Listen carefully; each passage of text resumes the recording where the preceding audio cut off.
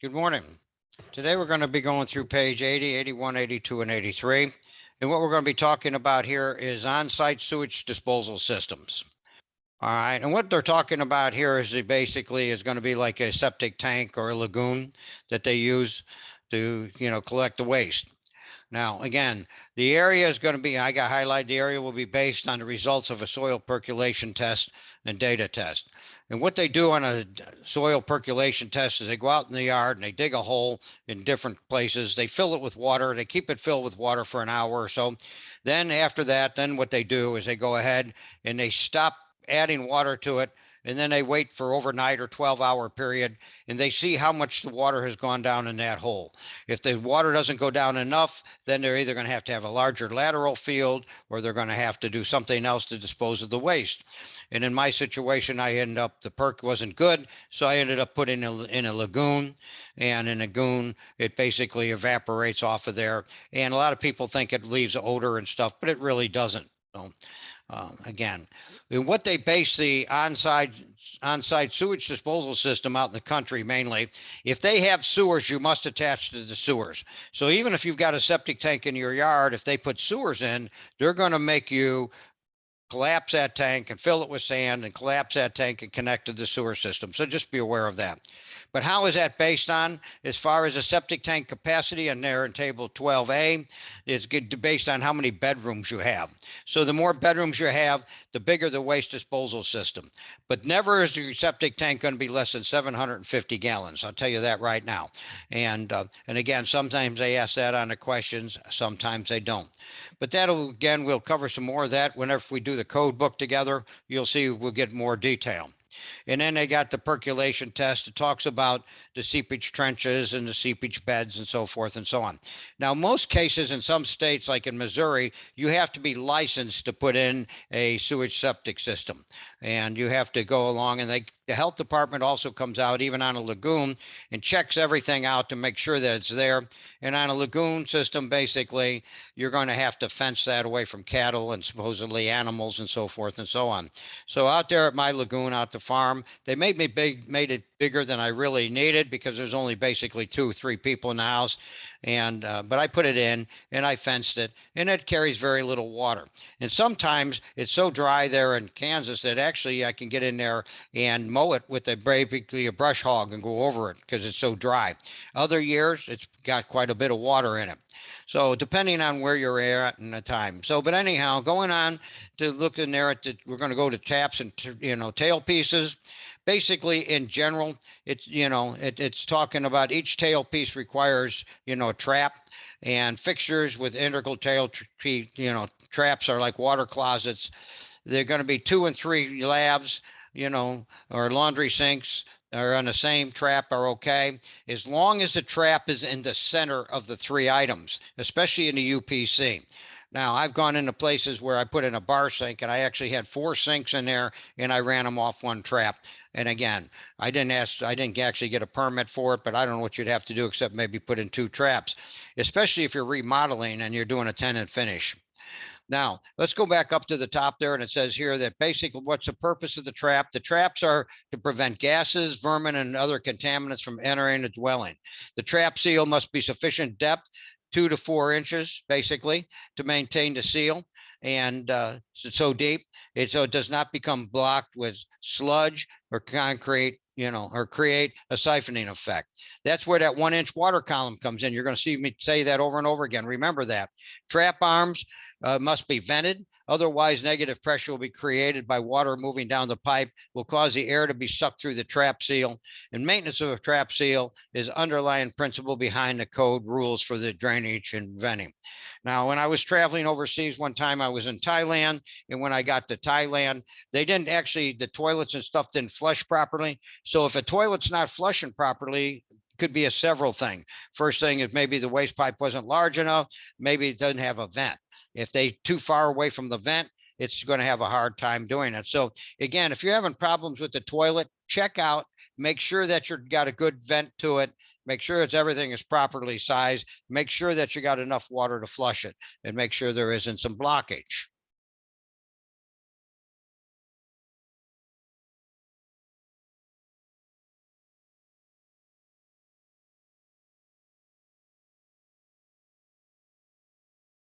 On page 81, what we're looking for, again, this is just basically a couple of pictures on there. And basically it talks about the trap seal being between 2 and 4 inches. And also it talks about figure 21. S traps are not allowed anymore because what it's going to do is it's going to create, back siphonage through there. So again, when you're looking at figure 21, it says when water filling downstream's vertical portion of the S trap will cause siphoning and cause loose of the trap seals. Trap seals must be maintained to prevent sewer gases and vermin from entering the dwelling. The combination waste and vent is figure F35, which we're not going to look at, is not an S trap because it has a horizontal run and is increased in size in a vertical drain. So what they're talking about in this situation now, you got to remember that if this S trap was put in and as long as it's not creating a problems that in some cases, you can go ahead and replace it under the old code. Now, if you go ahead and do any kind of remodeling, absolutely, you're going to get rid of the S trap. Do I like them? No, but I've been in situations where I have absolutely no choice but to put that S trap back in its place.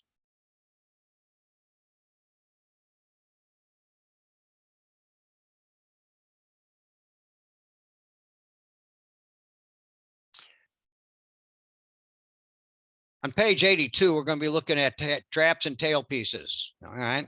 Fixture tail pieces are a maximum of 24 inches in vertical distance. Okay. Enclosed water standpipes need to be between 18 and 42 inches off of the floor. The UPC says basically 18 and 30. Now, one of the things you got to be careful of that when you're putting in a closed washer standpipe there and the trap is too far away and they're not supposed to be underneath the floor of a building. I did that in my house when I first built it. I put the trap down underneath the floor.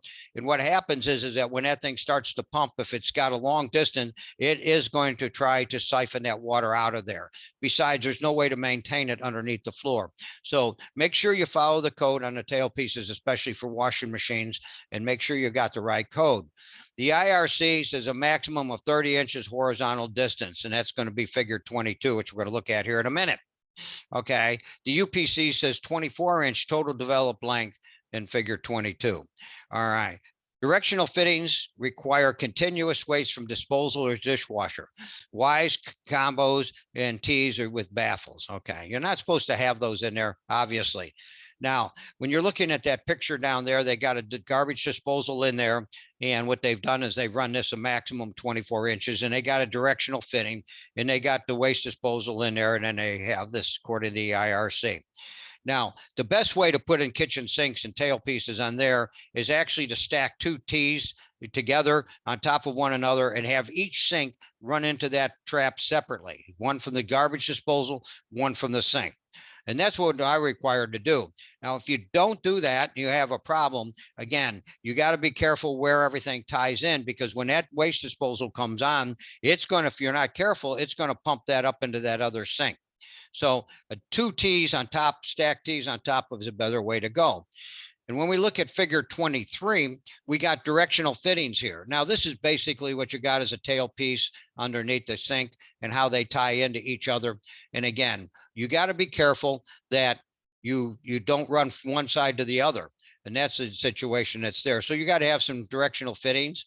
And you'll see there that no fittings without, you can't have a fitting without baffles. You got to have some way to direct that water down the right way. Now, that's going to be underneath the sink where they tie them 2 traps together in some situations. Slip joint accessibility, right there at the very bottom of that. You're going to talk about the overflow drain, and it's going to talk about slip joints. And it says there that an access opening at least 12 inches by 12 inches required for repair or replacement of concealed slip joints. The opening can be in the ceiling or in a wall. At my house, I have a toilet or a bathtub in my daughter's bathroom. And basically what I did is I didn't put in an access panel, but I can reach it down underneath in the basement. I open that up so I can get my hand up in there. And again, it shows some slip joints on these different traps. And again, if you're going to put in something that's not going to be accessible, I would step that trap up into 2 inches if you can. And the reason being that trap in my daughter's situation, after a period of years, she had long hair, that trap came completely plugged. And at that time I used a glued trap. and I had to cut it out and put one in there with some slip joints so I could get that tail piece off of there and clean out that hair. So those are things to think about when you're putting in tubs and drains. How are they going to be able to clean that trap? Obviously, you're not going to be able to get a cable down through that unless it's basically maybe a 1/4 inch cable. You could fight your way through it. But if you have a bigger trap on there, a 2-inch trap on there, just like you would for a shower, you'll find out that's going to be pretty simple.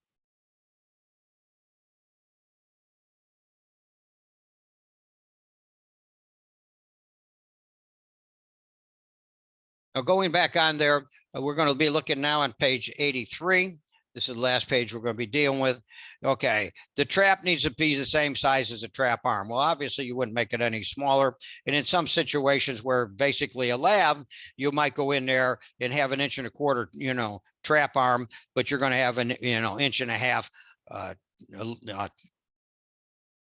You're going to have 1.5 inch trap arm with 1.25 inch trap. Okay, the trap arm is a minimum of two times the trap diameter. Okay, and that shows in basically figure 27, which we're not going to look at today. And then we're going to go down there, trap arms and slopes at table 13. So that would go back on that. Okay, we're not going to stop for that. Trap arm for the length of the water closet is unlimited, 6 feet in the UPC. So again, depending how far away that toilet is, the UPC says it's got to be within 6 feet of the drain pipe. Trap arms less than 3 inches to require a minimum slope of 1/4 inch per foot. Total fall of trap arm was maximum 1 pipe diameter. Okay, so again, you don't want to get it too large. You want to basically have it 1/4 inch. In some situations when we do drain, waste, and vent systems, it's going to be less than even 1/4 inch because we don't want to screen any solids when we're going down through traps. Only 1 trap arm is permitted, on a trap, with the exception 2 trap arms are allowed to join through a double Y fitting with a common vent. And it says see figure 34. Now, the trap, tubing traps are required with trap adapters. So you're going to have to put a trap adapter in there. And if you look at the figure on 26, you're going to see that. Okay, maximum slip joint allowed on the outside of the trap. All right, so that's 1 slip joint. You're not going to have 2 or 3 slip joints on there. And I've seen people try to do that to try to make the pipe longer and make some corrections. So again, you're not really supposed to do it. Okay, the code, is required, continue, the code requires directional change of 90 degrees or 3 inches. We're going to have a clean out. Anytime we change direction, basically a 90 degrees or in a 3-inch trap arm. Slip joints are required to be accessible, basically, so you can get in there and pull them off. Now, looking at table 13, trap arm distance to the vent. Now, again, when you're looking at that, the trap arm diameter is going to be 1.25 inches. You're going to see the maximum on the IRC is going to be 5 feet.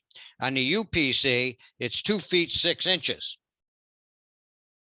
Now, you want to make sure that if you're taking the exam, that you know these different trap arms. I guarantee you that these trap arm questions will be on there. And when you take the exam, make sure which exam you're taking. If you're taking it from Thompson Prometric, they're going to give you a different exam if you're taking the IRC or the IPC than if you were taking the UPC. And the UPC always asks you for 2.5, 3.5, 5, 6, and 10 is the way I memorize it. Also remember in the notes down there, again, note A says in the IRC, these arms have to be an 1/8 inch slope, and in the UPC, they must be 1/4 inch per foot of slope. And B, the maximum length from the water closet to the vent is 6 feet, and in the UPC and unlimited in the IRC. So you got to make sure how long these traps and trap arms are. The sanitary tee, basically, you're not supposed to have no Ys or combos. You got to have that because the wear is the wear. It's showing you there a picture of the wear of the trap. So again, you got to have 2 to 4 inches, basically, trap drop in there. And you're going to have to make sure that it got a 1-inch water column through that trap. Okay, and it says the length and the slope of the trap arm must allow air to be admitted above the dotted line in the fixture if the slope of the length is excessive.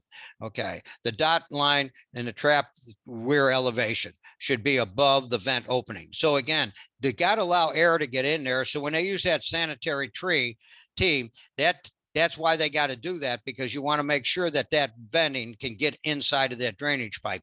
And they're kind of showing you that slope that's inside of there, and it goes back to the trap arm. So again, that's how it works. So with that being said, guys, today I'm on page 83, and this is where I'm going to stop for today. And you guys have a great day. Talk to you later.